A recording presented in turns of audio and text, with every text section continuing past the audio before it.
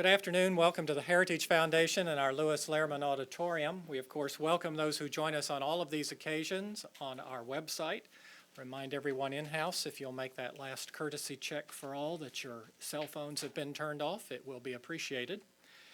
We will post the program within 24 hours on our Heritage website as well for your future reference. And our internet viewers are always welcome to send questions or comments at any time, simply emailing us at speaker@heritage.org.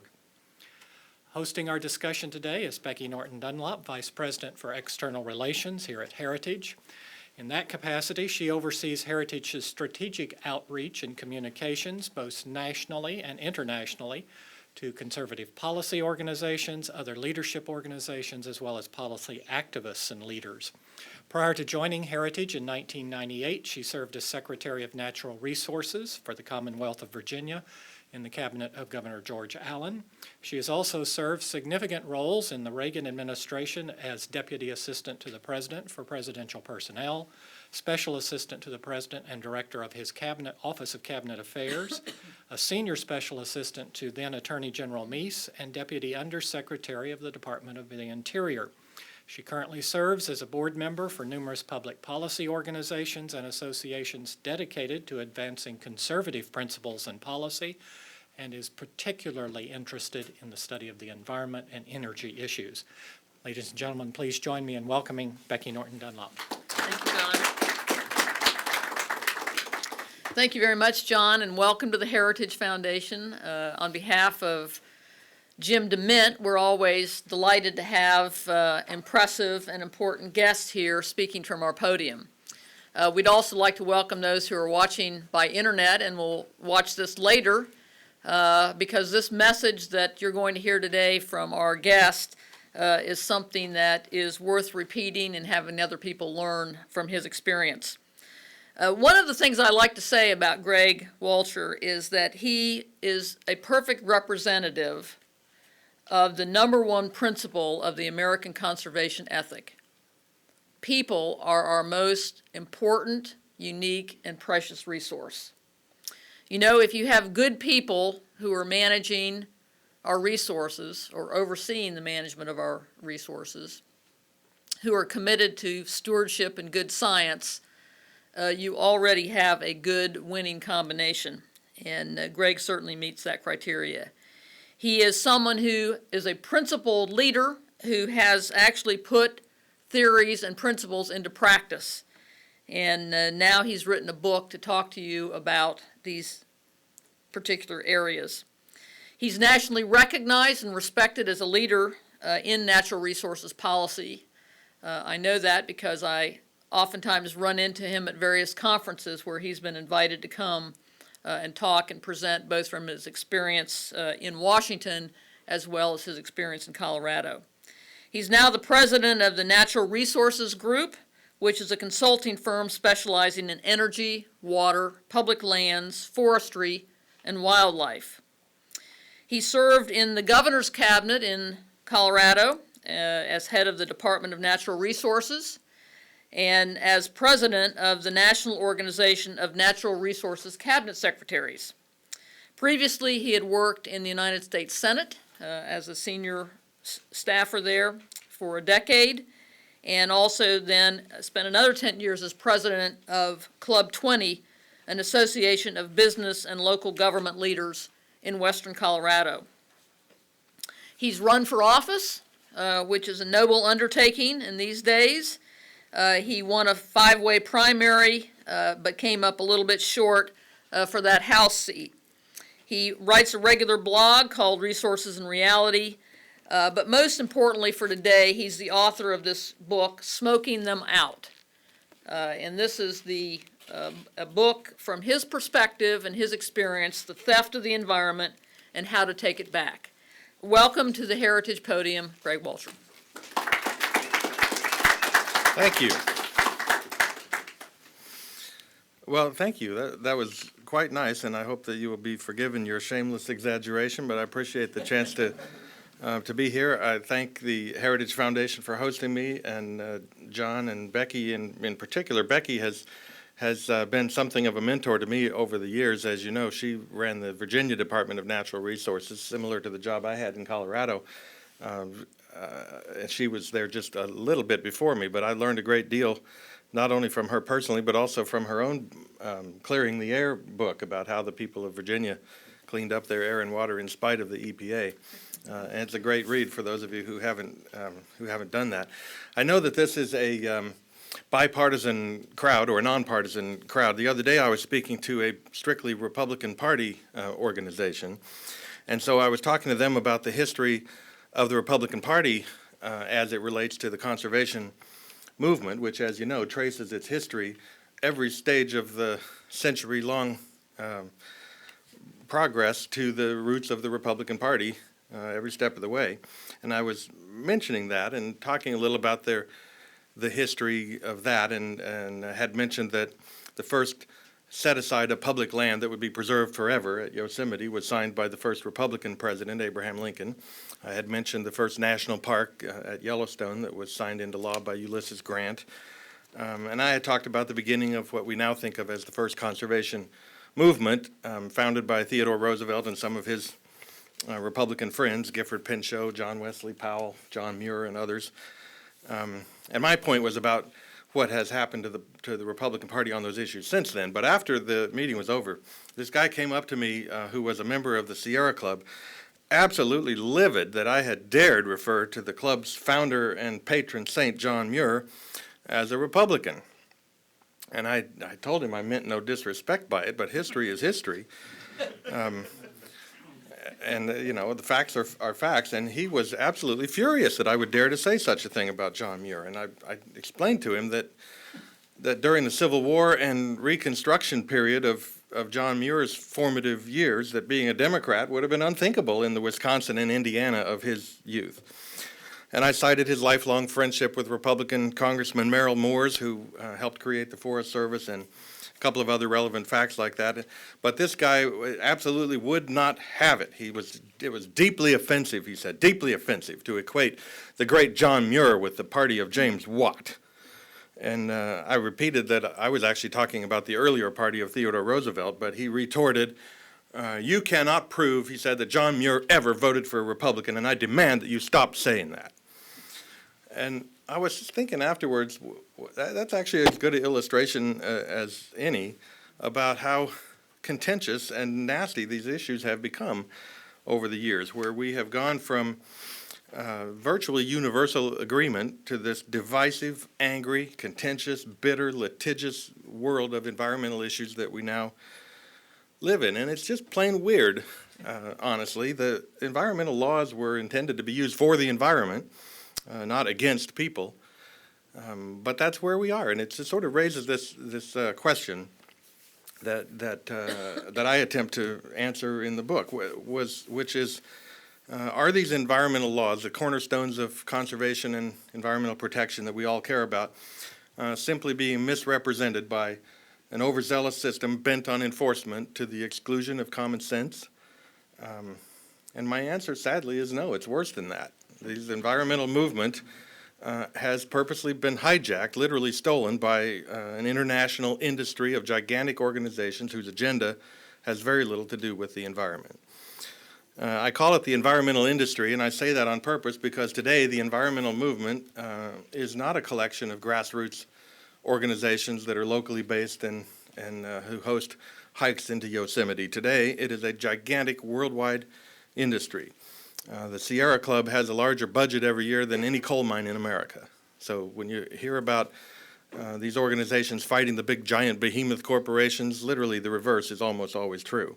And the Sierra Club, of course, is a long ways from being the largest of the environmental organizations. I just mentioned it because of the earlier reference to John Muir, but there's this huge, massive collection that is literally a gigantic industry. Today, corporations and foundations give to environmental organizations at the rate of $9 million a day.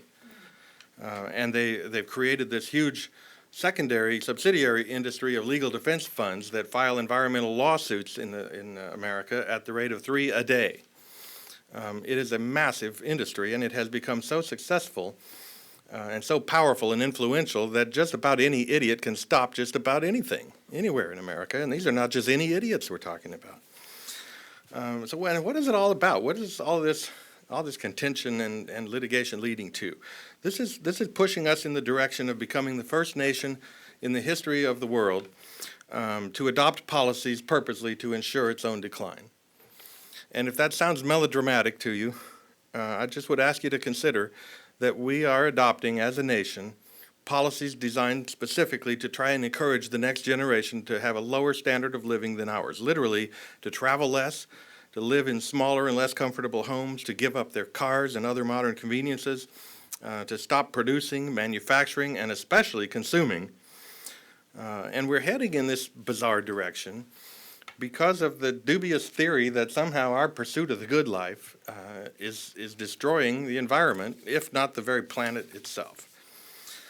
So when I was asked to join the governor's cabinet as head of a natural resources department, we had decided to take an entirely new approach to these issues.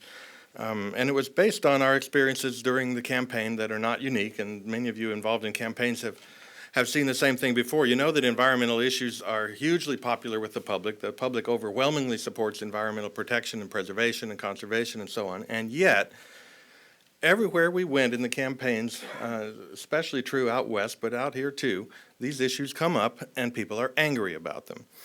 Everywhere we went in Colorado during that campaign, this was a watershed campaign in that particular state, by the way, with the election of the first Republican governor in almost 30 years there.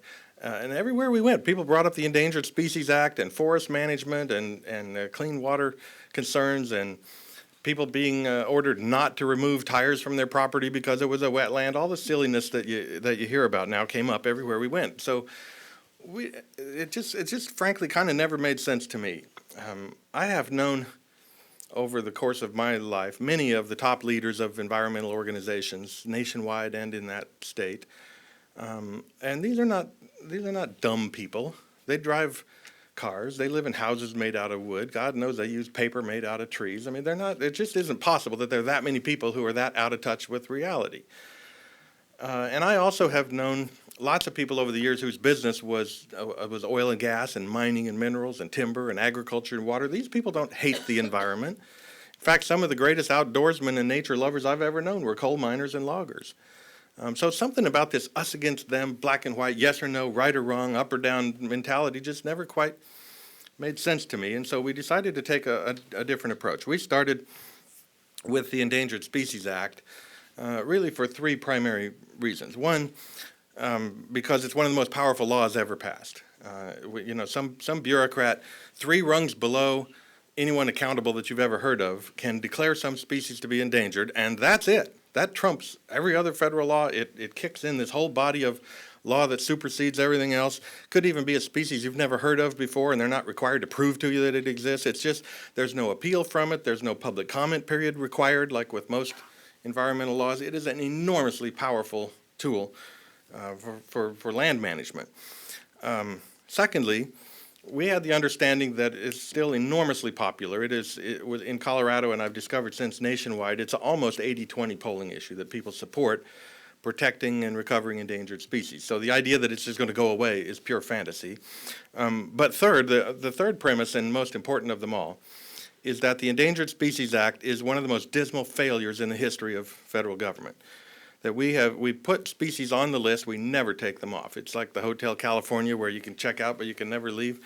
We've put, at last count, 1,435 species on the endangered list since the act was passed, and taken off of it virtually none. I mean, literally 7 or 8, depending on how you count it, have ever really been declared recovered. Some have been declared extinct, but we just literally never take anything off of the list. We only put them on. So we decided let's take a different approach. Let's recover endangered species and take them off the list, because in the absence of that, we have this enormous hammer of federal regulatory control that just isn't going to go away. So we started with the endangered fish program in the Colorado River system. The Colorado River supplies the water for 30 million people in 7 states. It's enormously important to the West. It's regulated by a very complex series of interstate compacts and agreements and a treaty with Mexico and so on. Very, very complex water system in a part of the country where water is life. and it was being regulated badly by Fish and Wildlife Service bureaucrats based on the presence of 4 endangered fish species: the razorback sucker, the bony-tailed chub, the humpback chub, and the Colorado River squawfish. And this program, the Endangered Fish Recovery Program, had been in existence for a decade by that time. We had spent $100 million of tax money on it with no light at the end of the tunnel at all, which is to say nobody had ever decided to publish recovery goals of any kind. No one had ever said what constitutes recovery good enough to delist these fish. And I had been making fun of this program in speeches already for years because it's been $100 million with no light at the end of the tunnel. It was a huge program, involved 4 federal agencies and 3 state governors and several other power companies and other stakeholders. It has a biology committee. It has there was a management committee. There was a water committee. There was a habitat committee. There was a public relations committee, which prints little refrigerator magnets with pictures of razorback suckers, and they give them once a year to all the congressional staffers to remind them of the importance of appropriations.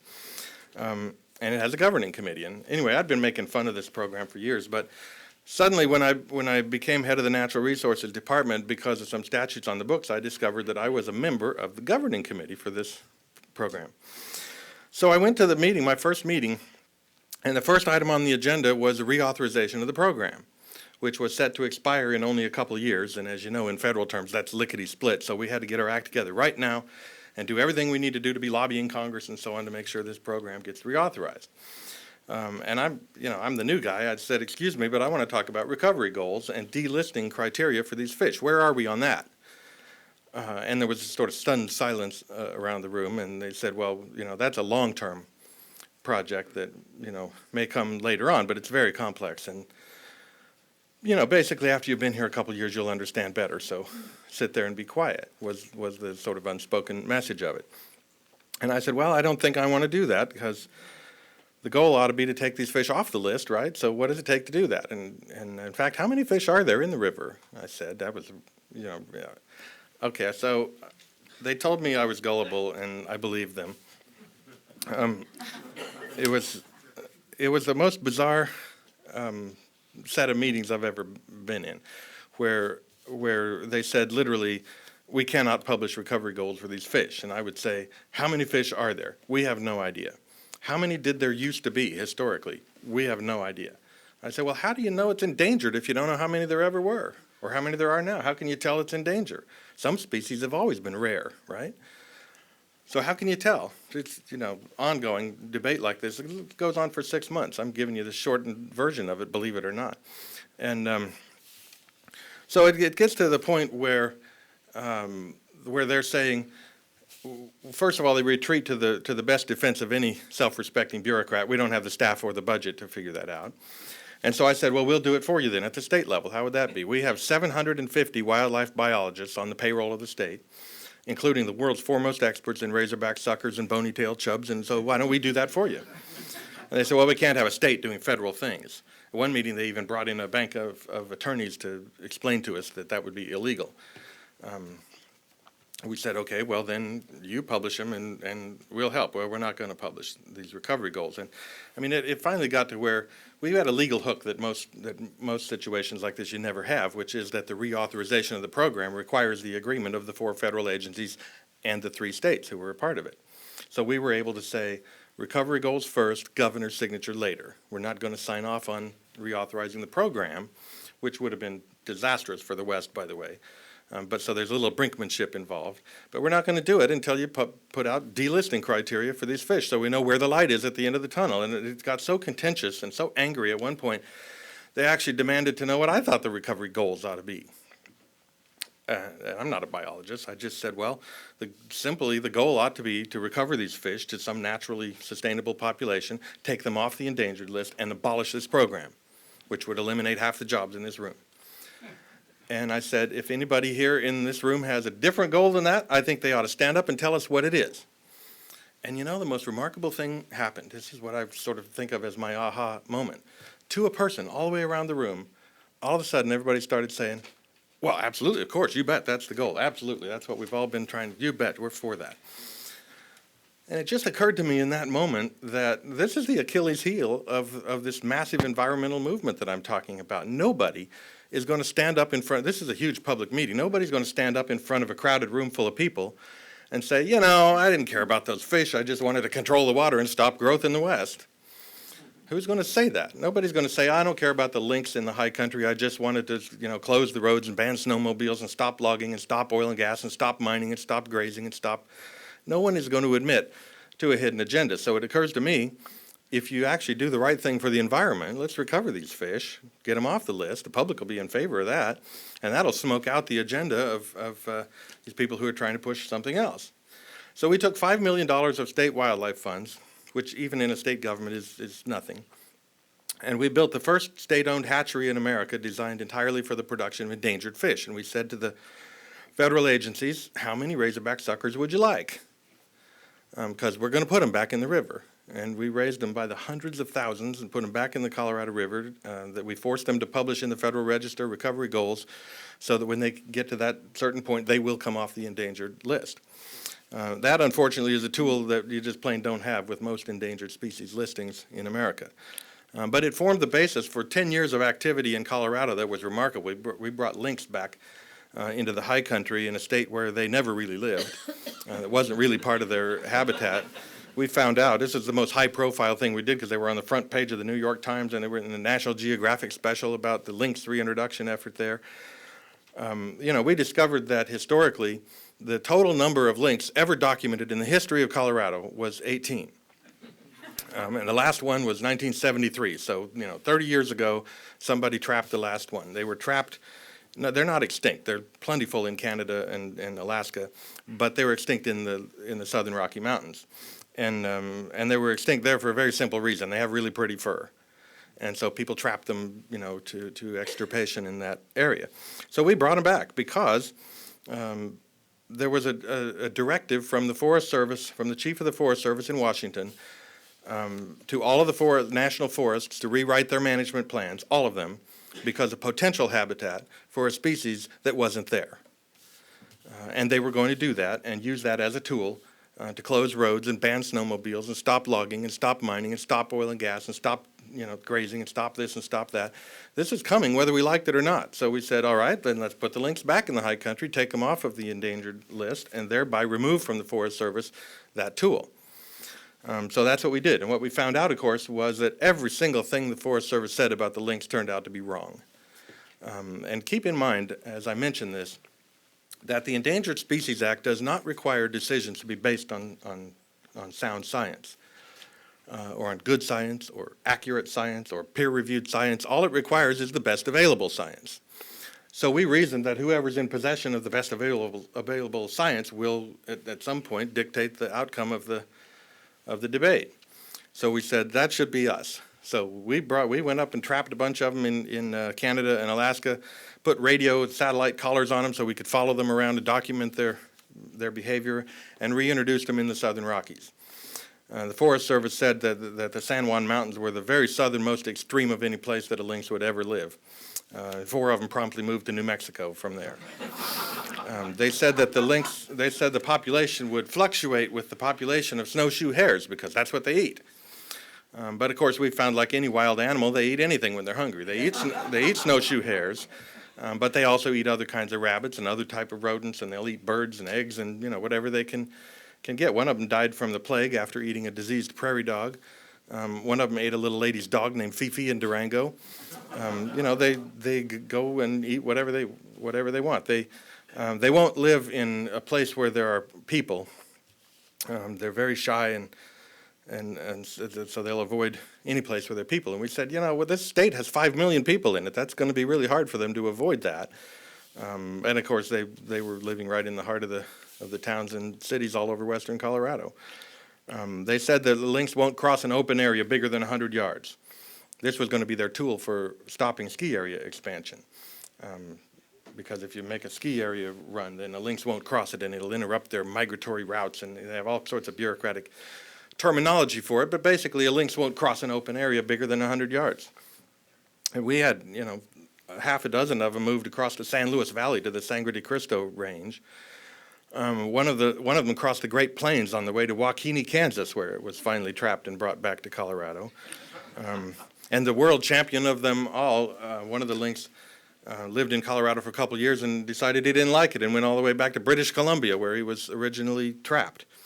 So literally, at some point, we're going to wind up making the decisions on how they manage the forest, because the better information is held now by the state, not by the Forest Service or the federal government. And so based on that theory, we reintroduced species and created some of the great conservation success stories in the West, which you don't hear a lot about, but we reintroduced and recovered very, very self-sustaining and great populations. This is proud stuff we're going to bounce grandkids on our knees and tell them about someday. The recovery of river otters and moose and desert bighorn sheep and black-footed ferrets and bald eagles and peregrine falcons and greater prairie chickens and so on. And it's great stuff. And I'll just tell you, despite all of the angry and nasty meetings that we had about these issues over the years, that Colorado was engaged in this behavior, not one time, not once, did any environmental organization ever publicly criticize us for it. And believe me, I can tell you from not only the private meetings, but the lawsuits that we went through over, they're very angry about it. But what do they say? How do you admit to some other agenda that's not about the environment? And so the same strategy that we pursued on the restoration of healthy forests. And you know, this is one of the biggest issues facing the West, and anybody who has a television set knows on nightly news all over the United States, you see these massive wildfires in the West. It's catastrophic destruction of everything in sight kind of fires. We have squandered in our generation one of the greatest legacies of the conservation movement, which is the national forest system, which we have essentially allowed, I don't mean us in the room, but our generation has allowed these forests to die and fall down and burn up at an unbelievable rate. We have lost to catastrophic wildfires 68 million acres of forest in the last decade, and it's a direct result of bad management.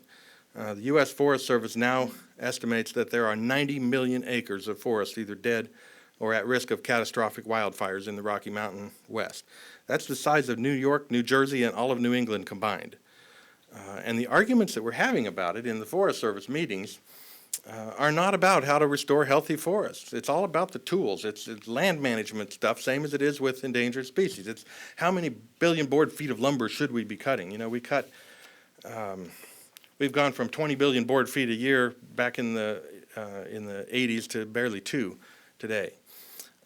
We're cutting, I don't know, the exact number escapes me at the moment, but something like 8% of the annual new growth in the forest is what we're harvesting. So they continue to grow, and the environmental movement has the public somehow wrapped around this theory that you can preserve a forest and a beautiful spot in nature like a snapshot, that you can take today and it'll look just like that forever. But of course it doesn't, because living things grow. And in the case of trees, they grow to the end of their lifespan, they die. Aspen trees only live 100 years and then they die. And if they're not replaced either by logging or fire or some kind of disturbance like that, they're dead and they're gone and they don't come back. That's their lifespan. So when the environmental lobby has these slogans that they use, marketing slogans like "Save the old growth." There's no old growth in aspen trees. That's a perfectly good theory when you're talking about giant sequoias in California maybe, but it has nothing to do with land management in Colorado. And yet that's the kind of debates that we have. No more clear cutting. Well, that sounds good too, except there are some species of trees that will not grow back if they're clear cut, and there are some that won't grow back if they're not. So this one-size-fits-all approach from Washington or California that says we need to superimpose our vision on forests all over the country just flat doesn't work. And we're seeing the result of this strategy to build a wall around the national forest and keep people out is a death sentence to the national forest. And we're watching it on the news every single day. What this argument is like trying to put together a picture puzzle without the benefit of the picture on the box top. If you don't know what it's supposed to look like when you're done, you're never going to get there. So if all we do is argue about how to save the timber industry, or how to save people's houses who built them in the forest, or how to protect power lines and campgrounds, which is where we put all the money now, by the way, we're never going to get there. The argument shouldn't be about the health of the timber industry or the safety of people's homes. It ought to be about the health of the national forest. And if we make that the issue, we will win because the public is absolutely with us on that issue. So we take the same approach on energy, on clean air, on clean water, on all of the other issues. The only question is how to do it right, how to supply the minerals and materials and natural resources necessary to build a prosperous society in a way that can be sustainable and responsible and that our grandkids will be proud of. That's the challenge. That's exciting. That's fun to wrap your mind around. Good economics and good environmental conservation are not mutually exclusive. They go together well in many, many cases. So the bottom line, doing the right thing for the environment should be the debate. And unfortunately, that's the exception, not the rule. The only question should be, what is the right thing for the environment then? So let me just ask you this simple test, and I really am about to wrap up with this.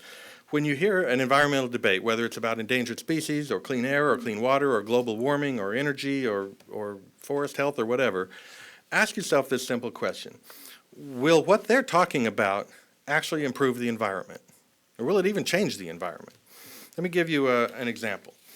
In the debates on global warming, a lot of you remember that the IPCC and some of the other advocates of the man-made global warming alarmist theories believe that the most dangerous of all greenhouse gases is methane, and the largest source of methane gas on the planet is livestock. And so you remember a decade or so ago when there was a big flap in the press about cow flatulence and the effect it would have on the ozone layer and so on. And that touched off a series of proposals in parliaments around the world and in legislatures all over the United States for what in the world we're going to do about this. There are proposals pending even now in several state legislatures that would levy a tax of $175 per cow on ranchers that have more than 200 cows. So here's a simple test. Will that improve the environment? Of course not. Cows won't have any way of knowing whether their owner has paid the tax or not. Cows don't even know they have owners. So what would the result of a tax like that be? Either there would be fewer cows and therefore a smaller and more expensive food supply, or we'd have to get a larger percentage of our food from imports like we do our energy, or the number of animals would stay the same and government revenues would go up. None of those scenarios have anything to do with the environment. They're all about money. If they really cared about the effect that it has on the atmosphere, and they really believe that cows are destroying the planet and its ability to support life itself, as many of them say, why wouldn't they propose to ban cows? And yet, not one time, not one parliament, not in New Zealand where they had this debate for years, not any legislature around the country, not Al Gore or Michael Mann or Prince Charles have ever proposed banning cows. That tells you that the agenda, there's no way that you can escape the conclusion that the agenda is something other than the environment on issues like this. When you propose to recover an endangered species so you can take it off the list and the federal agencies in charge of it and the environmental organizations are opposed to it, there's no way you can escape the conclusion that there's some agenda other than the environment in that. And so I started talking about what I call hands-on environment, and this is the primary message to conservatives about how to talk differently about environmental issues. We can't just ignore the issues and hope they go away. They don't go away. We know that by an overwhelming majority, the public generally thinks that liberals and Democrats are way better for the environment than conservatives and Republicans. And we don't feel like bulldozing environmental rapists like we get called. So what do we do? We have to talk about these issues much differently and propose solutions that are demonstrably better for the environment. And when we do that, we smoke out the agenda of people who are trying to push something else. So that's why I talk about hands-on environmentalism, which I think conservatives ought to be talking about. Because recovering endangered fish doesn't require a government regulation, it requires a hatchery. Restoring healthy forests doesn't require a committee, it requires a chainsaw. Creating energy independence doesn't require a new national energy policy, it requires a drill rig. Reclamation of the site after they're done doesn't require a series of bonds, it requires a nursery that grows plants. Conserving Western water rights in the arid West doesn't require a new 50-year water plan or renegotiating the interstate compacts, it requires a reservoir. So all of that means private investment, not government spending, All of it can be done without federal agencies, without the benefit of the environmental industry, and it's what we ought to be talking about, without the federal regulatory. Now, I know this is a difficult concept for people in government and for people in Washington to think outside the government box. And this is a city where Democrats thrive on the theory that you never want to let a crisis go to waste, and where Republicans thrive on the theory that you never want to miss an opportunity to miss an opportunity.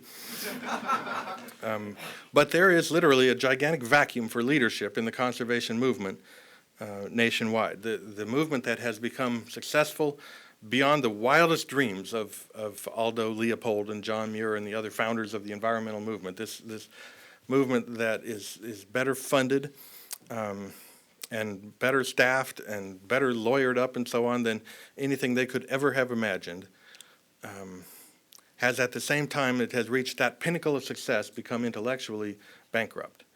And by that I mean that it has no answers to the real environmental problems that we face. The environmental movement, or at least much of it, is dominated by people whose sole answer to any environmental problem you can think of is stop doing that. Well, stopping everything isn't the answer. That does not supply the minerals and natural resources and water and so on that it takes to build a prosperous society. That's a challenge. How to do that in a way that is sustainable and responsible and that our grandkids will be proud of, that's exciting. And so conservatives need to propose policies that are good for people who are part of the environment, not a threat to it. Policies that improve our standard of living, not diminish it. And that will take back the high ground on these issues, and of course that forces other people to follow when you're in the leadership. So for some of you may be thinking about me now what Abraham Lincoln once said about somebody. He can compress the most words into the smallest idea of anybody I know. So in case you're thinking that, I will be quiet for the moment, but I appreciate very much the leadership of the Heritage Foundation and many of you in this room on these issues. I appreciate your hosting me here today and allowing me to mention the book Smoking Them Out, which is available on Amazon.com and BarnesandNoble.com. There's hardback, Kindle, Nook versions of it, and I appreciate very much the chance to talk about it. Thank you. Excellent. And will you take questions? Absolutely.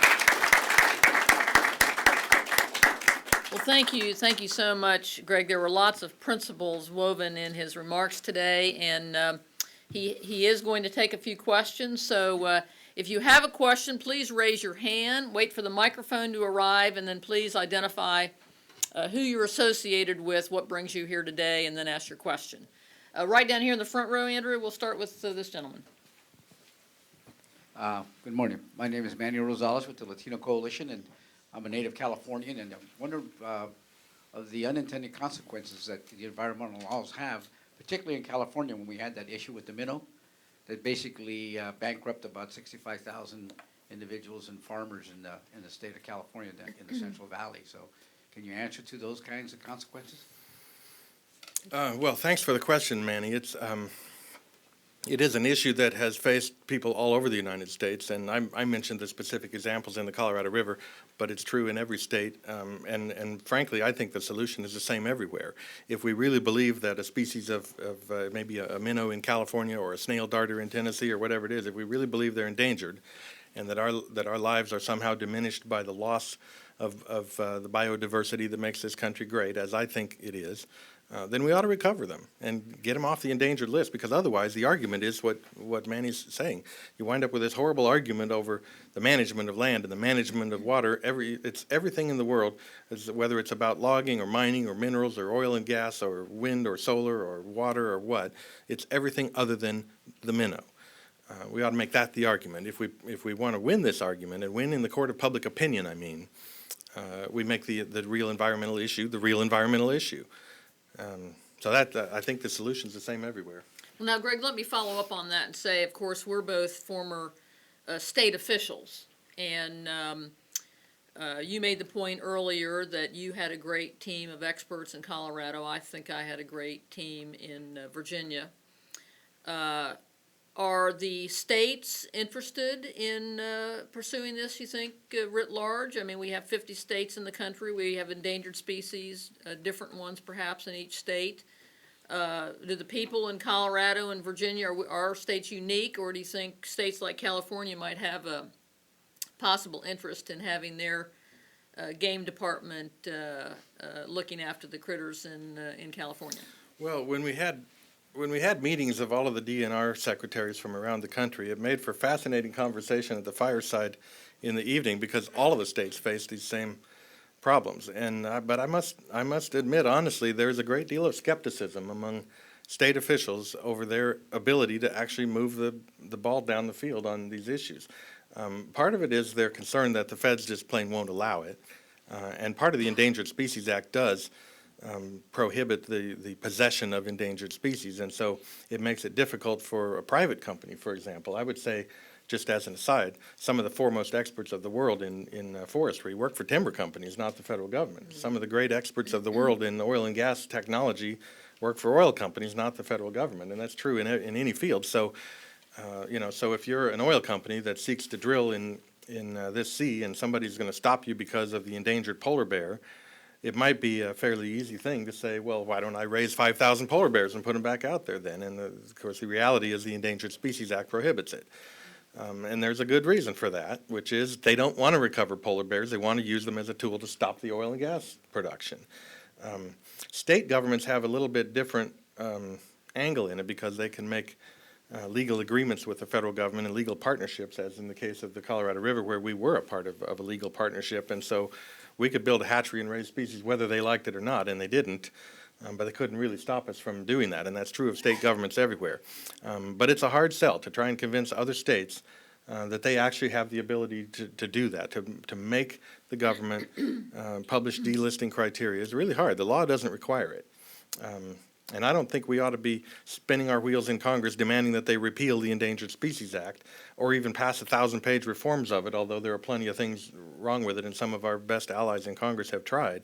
But it isn't going to happen. What they ought to do is take a rifle shot at the Achilles heel and just publish a 1 or 2 page, pass a 1 or 2 page bill that would simply say you can't put a species on the endangered list until you've decided what it takes to get it off. And for all the species that are already on the list, you got some amount of time at the end of which you have to publish delisting criteria for all of them, so that we can figure out what the light is at the end of the tunnel. If you could tell people for any endangered species in America, the minnow in California, whatever it is, how many of them does it take before we take them off the list? Believe me, people all over the planet would figure out how to make that happen. Agreed. Right here in the middle. Bonner Cohen, National Center for Public Policy Research. Isn't the biggest problem with national forests the fact that they are national forests, that they are managed by bureaucrats in Washington, D.C. and in various offices scattered around the country? And as long as that is the case, the national forests will remain what they demonstrably are, the worst managed forest anywhere in the United States. Which is, after all, the better forester, a GS-13 sitting in Washington, D.C., or some rural landowner who has a stake in the health of the trees on his property.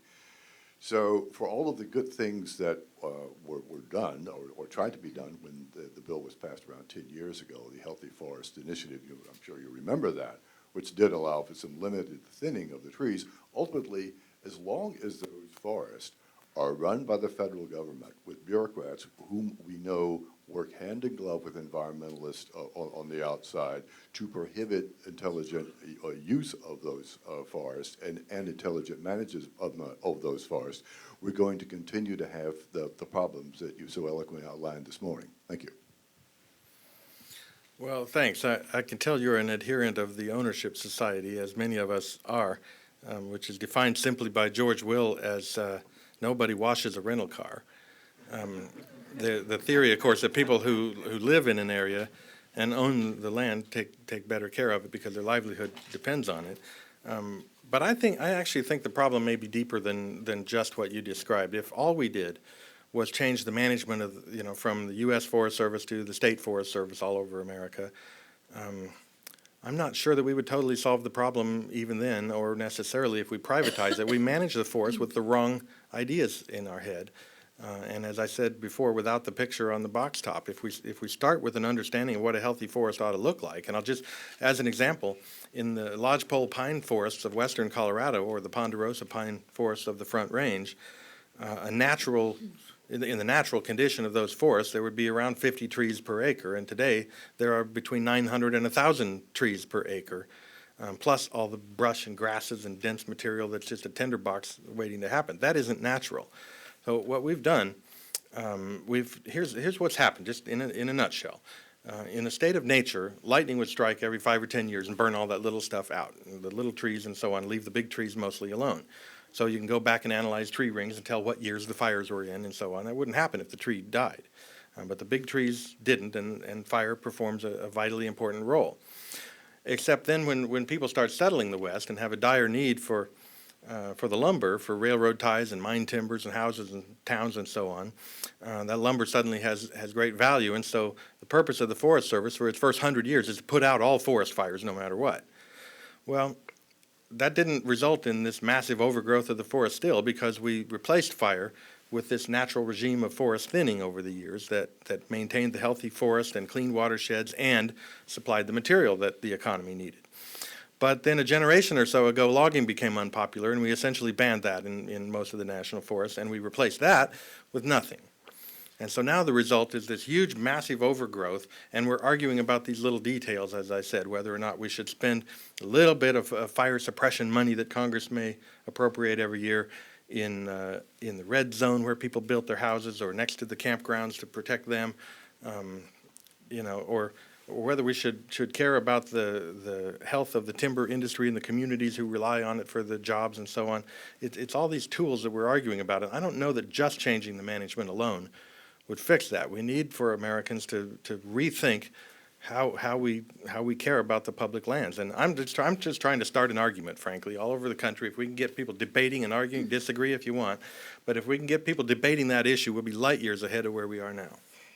And of course, one of the challenges we have is a lot of times young people today don't actually learn good science in school. And so they feel that any time a tree is cut, it's damaging to the forest as opposed to actually managing the forest, which makes it healthier. So it's a big challenge. Yeah. Yes, we have a gentleman back there, and then we'll start down the front, toward the front again. Hi, my name is Michael Crone. I'm a PhD math student studying commercial fisheries at George Mason. And first off, I thought that was a very good talk. Second off, my question is, so as someone who's interested in fisheries, I actually agree with the previous questioner that I at least think it would help on aggregate if things move more local. Where are the best place to look for jobs where you can actually work in that? Because, most people who are in science departments, you get your money from either the federal government or you go work for, the national agencies that I'm saying, maybe I have to hide this tape if I'm having an interview, are less able to manage. So is there, I know there are some think tank type organizations, there's a few. Is there another place to look? What do you think is the best place to look for jobs where you can work if you believe in these goals and you want to work toward them? Becky, I think he's talking about a way bigger issue than just my little slice of the environmental movement, and this is at the heart of what Heritage Foundation works on all the time, how to sort of reorder the American economy with a greater emphasis on free markets and private sector and so on. There are hundreds of companies all over America doing great work in these issues, and there are people who spend time documenting great conservation work done in the private sector by private companies, and there's plenty of it out there. You don't read about it in the national news media very much, but there are lots of companies in all of the fields that, whether your field is timber or agriculture or water or oil and gas or renewable energy or what, there's plenty of companies out there looking for great people who really understand these issues, and it's the reason why some of the brightest people in the world of conservation work in the private sector, not in the government. That's not to say that there aren't some great people in government as well. But there are plenty of jobs out there, I think. There'd be more jobs if the economy were better on track, but that's a different discussion for some different author, I think. Yeah. We wish you good luck on that. Yes, right here. Hi, Greg. Tom Altmaier with Arch Coal. Would you take the lessons that you have learned and apply them to what is evolving with respect to whether or not there be protection for the greater sage grouse? Where you have Wyoming that has a voluntary conservation program, Utah that's about to put into place a voluntary conservation program, and you have a federal bureaucracy that is hell-bent on controlling the species that is legal to hunt in 11 states. That's question one. Second question, your approach toward addressing, okay, what is the problem, what's the best way to solve it? What do you do about, Margaret Maxey one time said, and then EPA issued a solicitation, RFP, on how to measure things not in parts per million, but parts per billion. This was back in the early 90s. And I'll use a case in point as the regulation of arsenic associated with hard rock mining, where they now had the capability to measure it. And so since you can measure it, you have to regulate it. And if you have concerns with the agency's approach, do you give up on fighting the issue and just say, okay, we're going to regulate arsenic associated with mercury? Or how do you fight the sound science, intertwined into the analysis, the approach you took? Yeah, well, first of all, thanks, Tom. It's a great question. Let me just say first on the sage grouse,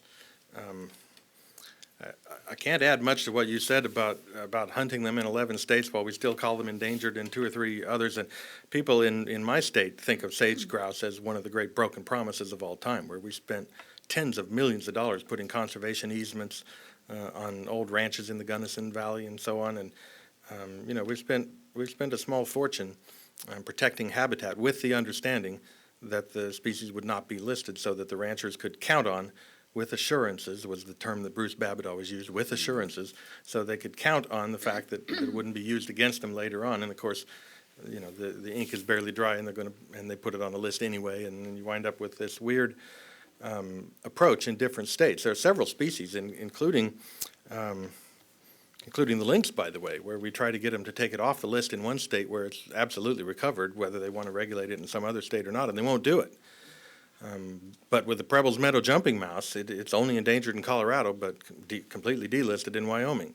So on the one species, they say it's illegal to delist it in one state and not in the other, but on another species, somehow the law is different. So the interpretation follows them wherever they want to go politically, and it's very, very frustrating. I think legal action is the only solution to that, and I didn't really mention it just because time was getting short, but you have to take sort of a carrot and a stick approach. You have to say, we're going to recover endangered species, restore forest health, clean up the air and water, we'll do the right thing for the environment, and we'll sue you when you try to stop us from that.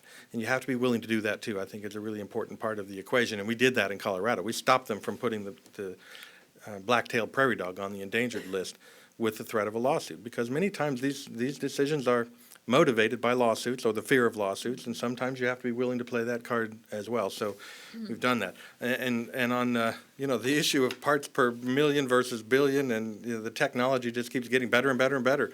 They can, to the point where they can identify and actually see parts per trillion, then there will be a demand to regulate that too. And at some point, you just have to say there needs to be a cost-benefit analysis that says, okay, we have the ability to determine whether there are minute traces of some, arsenic or whatever.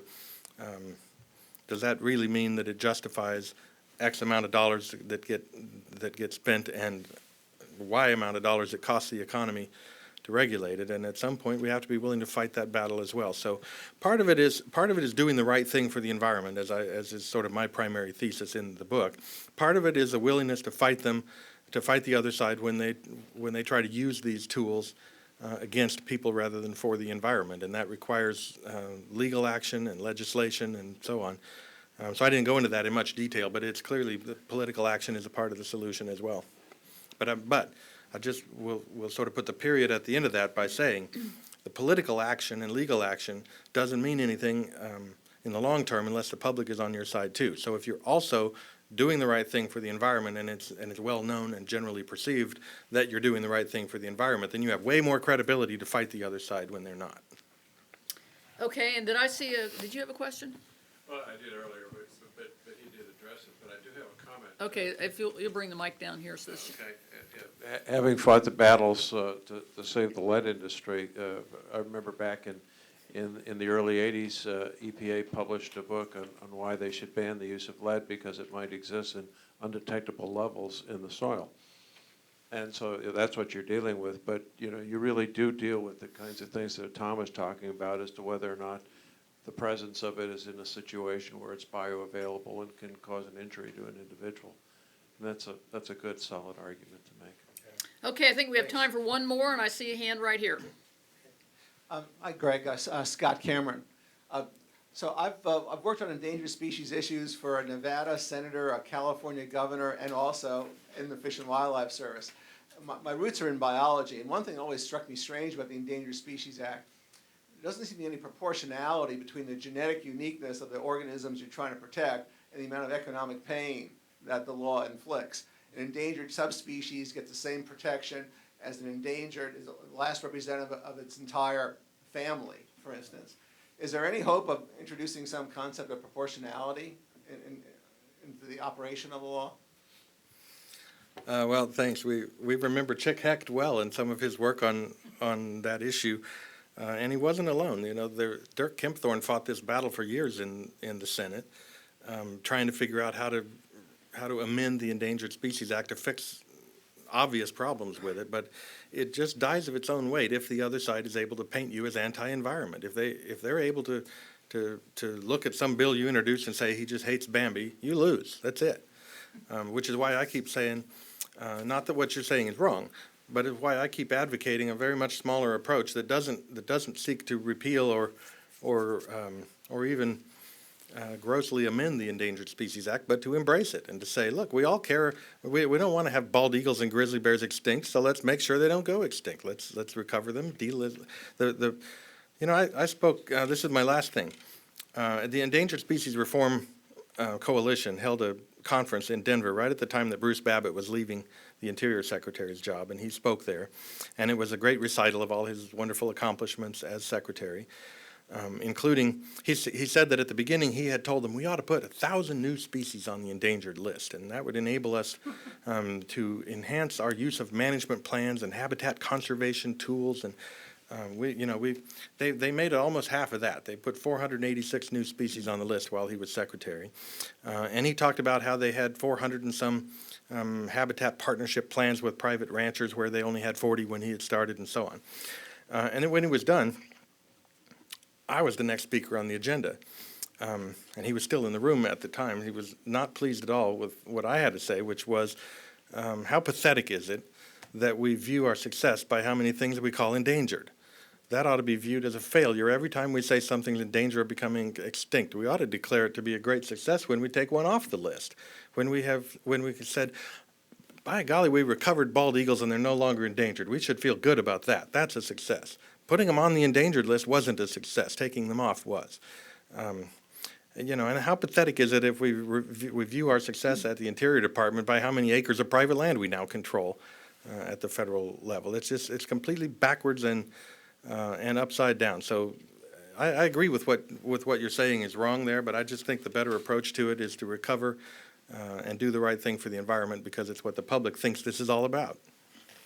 Okay, well, let me wrap things up. Thank you very much, Greg. Let's give Greg a hand for his efforts.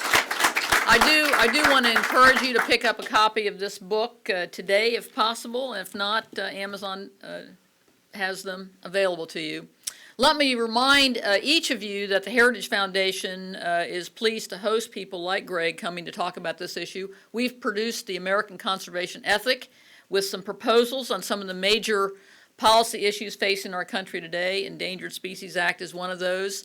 I actually co-authored the chapter on federal lands with former Secretary of Interior Donald Paul Hodel.